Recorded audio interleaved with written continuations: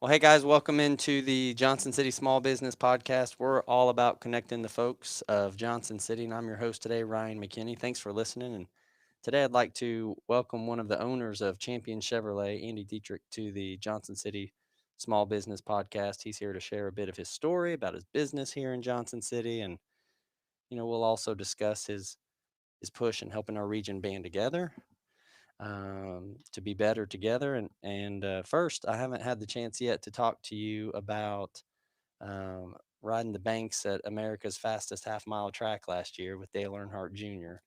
And you got to do some track laps with him. Explain that experience to us. Well, they had a auction for Speedway Children's Charities, and Betsy and Claudia Bird reached out to me and they're like, "Hey, Andy, you'd really like this. You need to bid on it." And I didn't know that was one of the auction items for the race that weekend, and I bid on it and won it. And Wow. so I showed up before, I guess it was Tuesday or Wednesday before the race, and Dale Jr. was there, and there was some other people that got to ride with him from different charities. And I've driven around that track. I've driven a Corvette around that track. I've Hmm. driven fast around the track, or I thought was fast. And it was my turn to get in, and I had to put on the full suit, the fire retardant suit, and everything, and the racing helmets. And they even put the Hans device on me and Yeah. strapped me to the seat so I couldn't even turn my head. And he took off, and I was scared. And I don't get scared, you know, driving fast. I've done driving schools in Las Vegas and driven other race cars. And Hmm. when I got out of the car, my legs were weak. And Wow. like I didn't know if I was going to be able to stand up. And what's crazy is, and nobody really knows this, and I'll tell it now. I was second from the last to get to ride with him, and the lady that rode after me, he scraped the wall.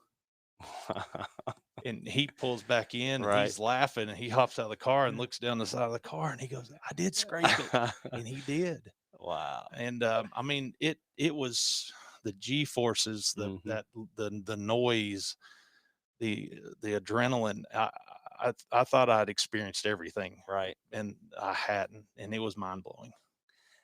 So you've done the driving schools, and would you get in the car again with Dale Jr. and do that again? Yes, Nice. yeah, it was that exciting, and I would encourage anybody, if you ever have the opportunity, it's you don't realize what it's really like. And imagine, it was scary going around by ourselves in a car. And if you've Sure. got 30 plus other vehicles Right. crammed in there in a half mile track, Right. I can't imagine how they do it. That's why it's the last great Coliseum.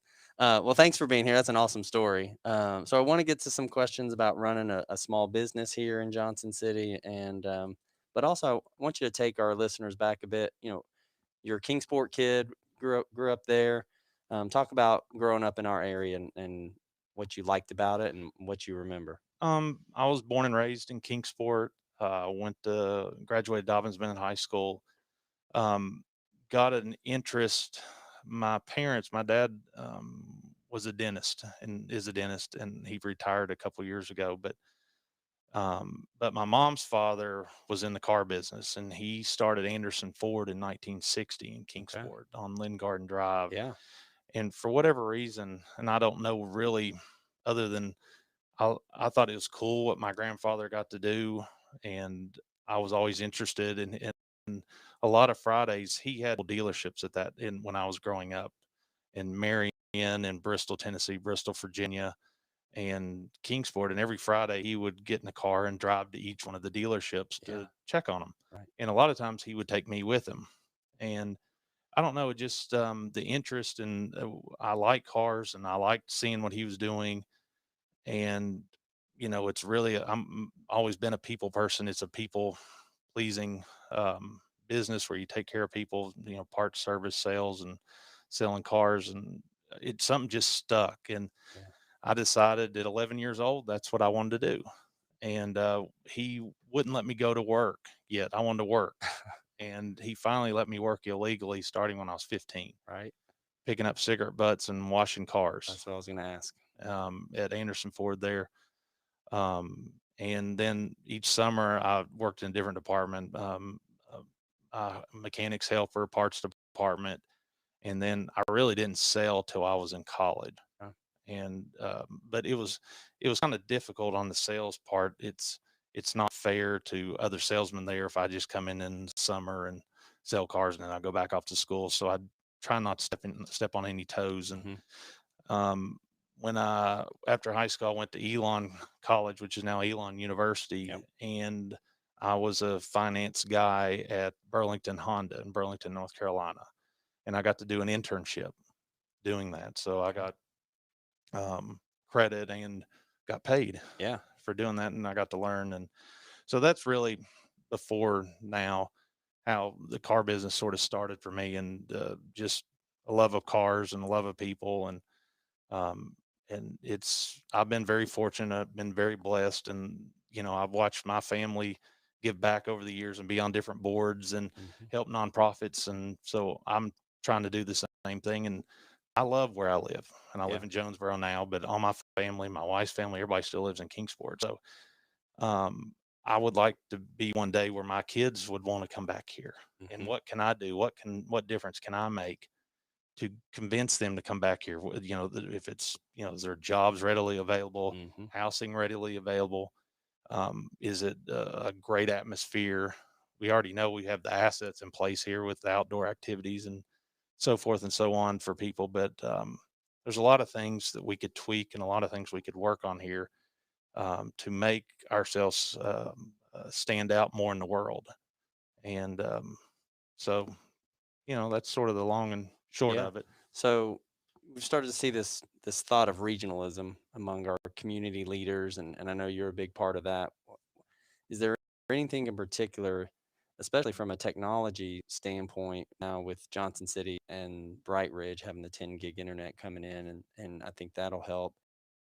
Is there anything that we can do, the conversations that you're having with other community leaders from a technology standpoint that we need to be doing to make jobs more readily available to a young professional or to a an older professional? You're seeing things now like the city of Johnson City just decided to do $100,000 to Neta and NetRep to try to go out and get people to work here if they're Hmm. working from home. And technology, internet, is it readily available? Is it powerful enough for people to do what they need to do from their home and not have to go into a business and work or an office? But I think their plan is, and I've talked to Mitch Miller at NetRev about this, they're going to try to make this more regional. Yeah. There's already several cities and counties that have reached out to them, said, "Hey, we want to be a part of this," and Good. that's their grand plan, Right. and that would be huge as a region. And but the whole regionalism conversation, and we all do different things well. There's special things about Kingsport. You've Hmm. got Eastman and Bays Mountain, and you've got Bristol and with the Speedway and downtown and country music, and Johnson City ETSU and the VA and Ballard headquarters, and then you've got the outlying areas. They're Yeah. all special.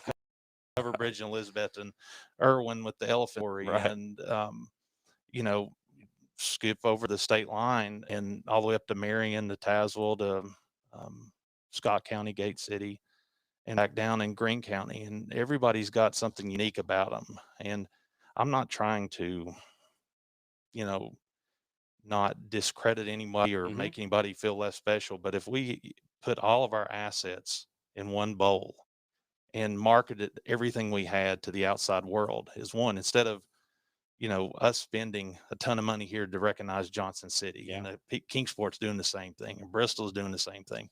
Why don't we put our money together, maybe spend a little less, Hmm. pull it to market ourselves, Right. and in the outside areas, the small town of Kingsport, Johnson City, and Bristol really love the concept. They Right. want to be recognized. They want to be seen. They want to be noticed because sometimes they feel left out. And I want to give them a platform, give them a stage where they can say, "Look what we've got. Yeah. We're really We're a part of this. yes, we're part of this." And we're trying to do that. We're not trying to do away with anybody's special identity, but we're Sure. trying to market it more to make it more known. And this is not going to happen overnight. And Hmm. I never want us to necessarily be in Nashville or Atlanta. I don't think we can handle that. And you see the growing problems Yeah. in Nashville. They can't build schools fast enough, houses fast enough, roads fast enough. Same way with Atlanta. but we do need growth here. Our growth has been stagnant. Our GDP has been completely flat. Our average age keeps creeping up. Yeah. Um, and the, what we've got to do is we've got to find a way to attract younger people here. We got to have jobs for them, or have it, like you said, the technology, and have them where they don't have to go to a job every day, but they can work anywhere in the United States or Right. world. Give them a reason to come here. Look at us. Look what we've got. We've got great broadband, but look at all our natural assets. When you're Hmm. not working, you go rafting on the Nolichuck, you go hiking Bays Mountain, you go Right. watch a Bristol Motor Speedway race. And, a lot of elected officials, and there's good ones and not so good ones. And I'm saying that as nice as I can. They're elected for their little area. Sure. And I'm, Yep. I'm asking them to reach out and grab arms with somebody in the next county or the next city. And a lot of them are like, well, what's in it for me? Hmm. You know, what's in it for me is the big picture in the long run. Can we make each other successful? Can we make each other better? And, take a leap of faith, take a chance. And we can't keep doing the same things over and over again, expecting different results, because we will not get anywhere. Yeah. And, it's worked. If you look at Spartanburg and Greenville, Yep. Savannah and Hilton Head and Knoxville and Chattanooga and Nashville, and they all have come together and found a way to market themselves, their best assets, and market it to the outside world, and it's worked. And so it's not rocket science, and we can use their models, we can use their Right. playbooks, and do basically what they did, maybe tweak it Hmm. to make it work in our region. And so that's what we're trying. And some people, it makes them very uncomfortable, but I'm not going to stop. I'm going to keep pushing ahead no matter what. And, Rome wasn't built in a day, and I get Yeah. that. And I wish some things would happen quicker, but things are happening, and people are starting to realize that, hey, we do need all these things that we just mentioned. We need some growth. We don't need lots of growth, but we Hmm. need some growth. We need to Right. start, put the ship in the right direction again. So I grew up in Johnson City. You grew up in Kingsport. I didn't really go to Kingsport ever growing up, and I wonder if that was part of the old mantra of, no, this is our town, and that's your town, and that's your town over there. But then as we grow up and we start to travel, and you go to a Raleigh Durham, or you go to a Hilton Head, it's just right down the road from Savannah, you start to see, oh well, it's more of a regional impact. Hmm. And so I think where I think we have an opportunity as well is with some of our folks who start to travel out and then come back home and say, well, this is how they did it in these towns. How do we get those folks to be a proponent of it? And talking about that generation that's come back, how do we get their involvement to say, yeah, this is how we're going to do this regionalism thing? Well, you hit the nail on the head. You said, and what I've noticed, if you have somebody, you've been here basically your whole life. I've Hmm. been here, and other than working for 3 years in Knoxville and then college in North Carolina for 4 years, people that have never lived here and they've moved from a big city or a bigger area than Hmm. here come here, and they're like, well, we did regionalism where we came from. Why can't you all do it? Right.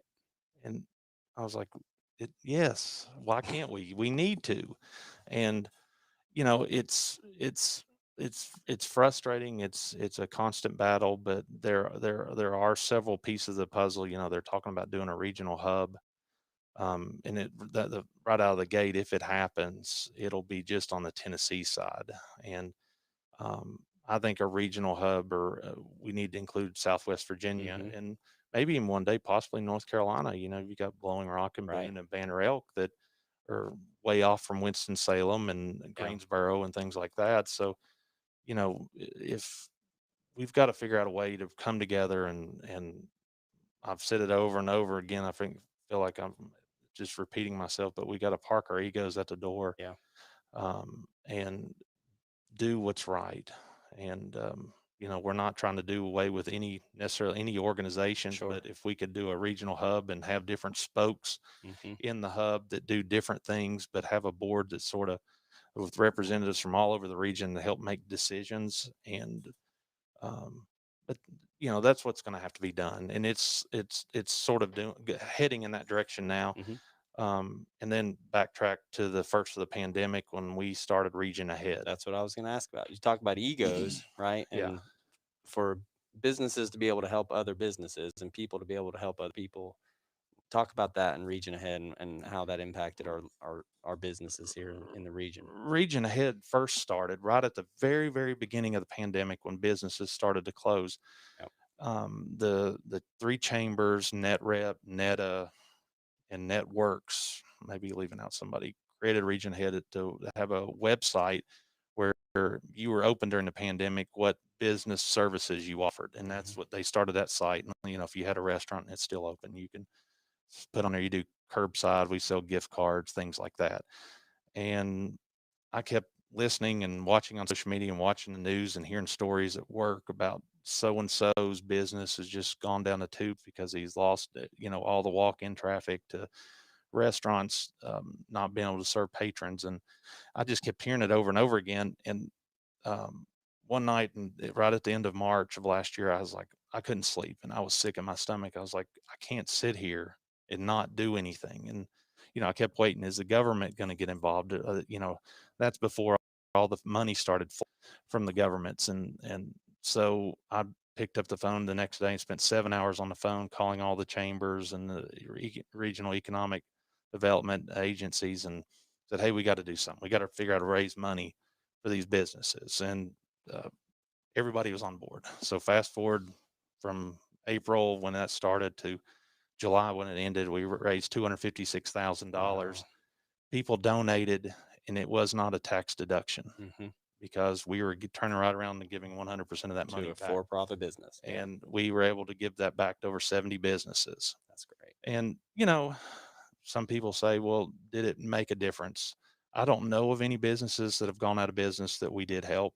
Mhm. Um, and when we went up to Marion, I went to Marion, Virginia, and handed out checks. And you've got some businesses up there. If you gave them a $2,500 check, that would cover rent for 3 or 4 months, Wow. and water and electric. And maybe that gave them enough time Yeah. to start, you know, things hopefully getting back to normal a little bit. And that's what we, hoped, and that's what we got out of it. And then when we finished that in July, it kind of went quiet for a little bit, and everybody's like, what next? And we kept seeing the numbers here escalating, people getting Hmm. sick, and Sure. so we were like, well, let's try to, everybody's doing wear a mask, wear a mask.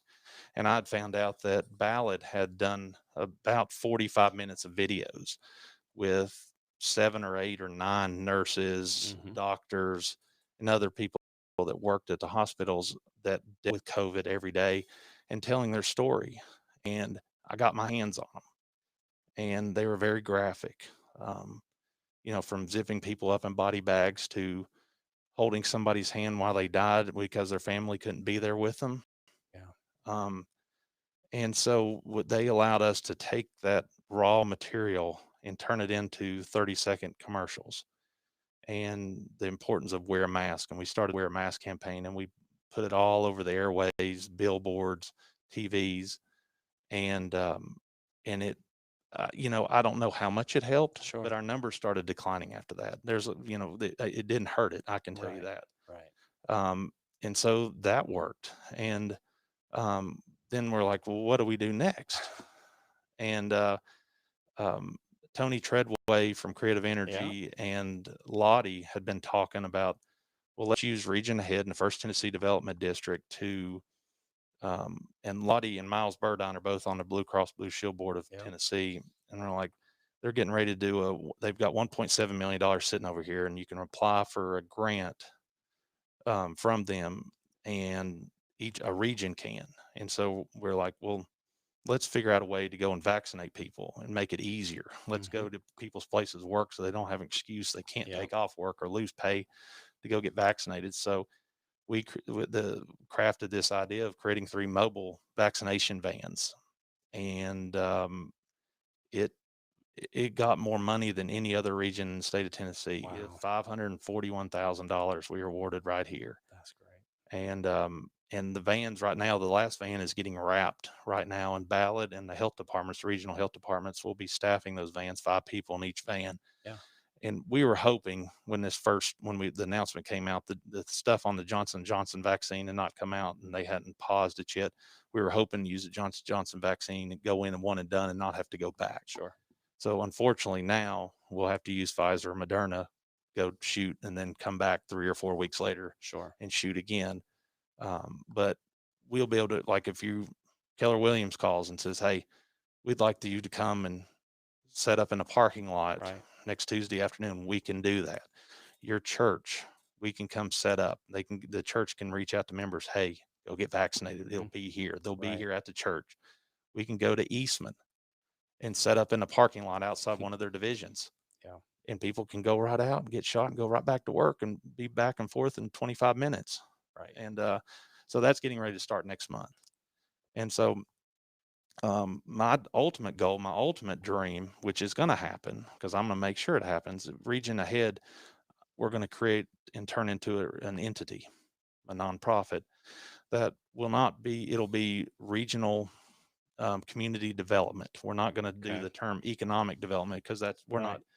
even though we did money to businesses at the beginning, we've turned sort of you know, let's say there's a natural disaster, a forest fire, and a bunch of houses get burned down somewhere in our region and they need help. We can put our Region Ahead board, we're 18 counties and 2 states, got over 4 people on a Zoom call, on a regular basis and figure out what we can pull together as a region to help if somebody's in dire need.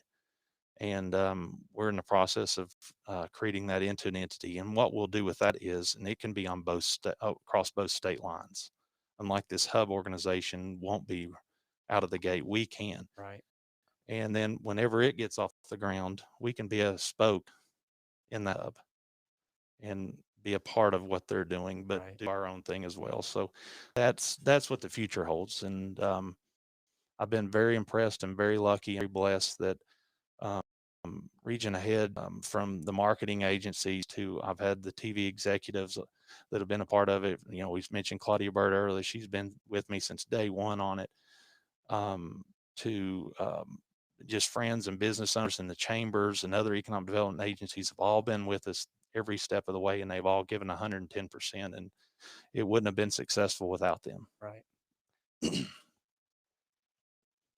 almost like Yeah, that's a lot. it's a lot. That's a lot to unpack. There's a lot going on. There's a lot of regionalism talk. And if we Just can do it on this level, yeah. imagine what we can do if we do it on the economic development. Correct. Because we found a way. The pandemic gave us sort of like what you are doing here. You're able to send this video and this out into the world. And the argument was before, well, it's too hard to get everybody together. Our, Mhm. 18 counties in 2 states. How do you pull Right. that off? How do you get everybody in a room? Well, the pandemic showed us we don't need to go to a meeting place. We can all be on a Zoom from your Correct. house, Yep. from your office, and there are no more excuses why you can't do something. Right. And we did it, Yeah. and never once sat in a room together. Never Right. once. Yeah. And we still haven't sat in a room together, and we made it work. So imagine if you took this up a couple levels, Hmm. Yeah. what you could do. And so I hope people can look at this and say they were successful. Let's sort of emulate what they did on a Yeah. different level and make it work. Yeah. I think it can, and I know it will. Just knowing that you're going to be a part of it too is reason enough to know that it'll get done. So so let's transition a little bit and let's talk about your all's business. Hmm. Let's talk about Champion. Tell us a little bit about Champion and where you guys are, of course, on the Motor Mile in Johnson Hmm. City. Kind of walk me through where you were finance director. What did you always know that you were going to come back to Johnson City? Did you always know that you were coming back to our area? Um, well, I guess after college, I came back and my grandfather had a dealership in Gate City, Virginia, which is Gate City Ford. Mm-hmm. And they ended up closing the dealership because the state bought the building and property because they were going to do That this new big road. clover leaf. Yeah. And it never came to total fruition. They were going to, one of the off ramps was going to go right through the showroom of the dealership, but the state still owns the property. But when that happened, my grandfather was like, I don't want to build another dealership. And he said, you're on your own. Okay. And so I just got up one morning and drove to Knoxville and just on a whim and walked in Ted Russell Ford Yep. and they hired me to be a salesman. And within 3 months, they moved me back up to manager and worked down there 3 or 4 years. And then I married my wife who's from Kingsport and went to ETSU, and she moved to Knoxville. Well, she was very homesick. Mm-hmm. And so Andy had to figure out really quickly, how does Andy get both of us back Right. or as close as I can? Sure. And the pieces of the puzzle, I won't go into all the details, but we ended up coming back. And if it's been 14 years this February, we bought from Grindstaff, which is now Champion Chevrolet. Mm-hmm. And my partner is the one on TV that does, how do they do that? And I'm glad he likes doing that because he's everywhere he goes, he'll be in a restaurant, That's somebody will right. yell out, how do they do that out in the restaurant, and it embarrasses him. So if Right. you're watching this, do that to him when you see him now. But we've been very fortunate, very blessed. It's been a bunch of hurdles over the last 14 years. When you look at, right after we bought the dealership, you had the banking crisis, Mm-hmm. and then you had $5 gasoline, and then you had General Motors bankruptcy and GMAC bankruptcy, and now you've got a pandemic. Yeah. Now we have a chip shortage, which is a I've heard worldwide about that. chip Yeah. shortage, and I have the lowest amount of inventory I've had in 14 years. Um, we usually try to keep 15 to $18 million in cars on the ground. We've got less than $5 million, Yeah. and I've had people call me wanting to know if we're going out of business, and or Mm. they are concerned. Um, we're still selling cars. It's just, you know, we may not have what you're looking for right away, Yeah. but we're not the only ones you buy any car That's lot right it. now. It's like a ghost town. And Yeah. I hope, it's the same microprocessor chip that goes in TVs and computers and printers. You go to Best Buy. That's why you don't see TVs there anymore. You go Mm. in the printer section, there's no printers underneath the ones that are on display. Yeah. And it's crazy that it's come to this. And what I'm hearing is that there's not going to be a short-term fix. This is a 6 month to year-long process. So they've shut down almost half of the General Motors factories to consolidate these microchips Mm-hmm. to go into big trucks and SUV sales, which are their Number bread and one butter. sellers. Yeah. Yeah, number one sellers. And so it's just one of these things. We've had a business plan the last 13 years, and this 14th year is like you just stick it in the Yeah. trash can and light it on fire, Right. and you have to adapt and change, and it's interesting. What do you learn about yourself during these crises, and then when you come out on the other side of it? Well, what's defines on how Tim and I have been successful is, we're sitting here at the top and we've got all these employees underneath us. And if we stay the course and we don't freak out and we don't show that we're nervous or anything else, everybody else feels fine. And, we've had a lot of stuff thrown at us in 14 years, like I named earlier, and we've always kept a positive and upbeat attitude. And the story I always like to tell too, people have asked, well, where did you get the slogan? How do they do that? Okay. And, did you pay somebody like a marketing company to come up with that? Or, fast food in a flash, pals, they paid Mm-hmm. for that. Um, right after we bought the store, we started selling cars. I mean, we strapped in and it sort of just took off. And we kept having the vendors come in, the guy that did the dent repair or the stripes or the fix the windshield. And he'd been in the three other dealerships that day. And we kept hearing him say, I was down the road at so and so's store and they wanted to know how you are selling so many cars. What are you doing? How do you do that? We kept hearing it over and over again. Right. And I looked at Tim and I said, we need to use that. Yeah. Our competition it keeps asking, how do they do that? Yeah. And we didn't have to pay for it. They gave it to us for free. Our competition Right. did. So we're thankful for that. It's worked, and people still yell it through the showroom sometimes when they walk in. Right. It's funny, but it's we've been blessed. Him and I have been over 14 years, and I feel like that's why we've given away. We're getting ready to do it's the 12th car for Niswangers Children's Hospital. We just Mm-hmm. signed up for this year because they didn't do one last year because of the pandemic. Right. So that's going to be a drawing in December where you have a choice of winning one of three cars, and we're doing that because you know how blessed are we? We have a children's hospital in our region, Right. and we don't have to go to Nashville or Knoxville or Atlanta if for most cases, and you can Yeah. stay home. You can get to readily, really easy, and so things like that, and with Young Life and some other things we're involved with, and you know we just, I mean, we love giving back and love seeing Hmm. where the money goes, and try to help as many different organizations as we can. So that auction that comes up, they buy a ticket, right? Yeah, raffle ticket. And They then, they print, I think, 3,000 raffle hmm tickets, and they're $50 a piece, and 100% of the money raised goes to Nice Children's Hospital. And I think over the last 11 years, we've raised almost $1.2 million that's great.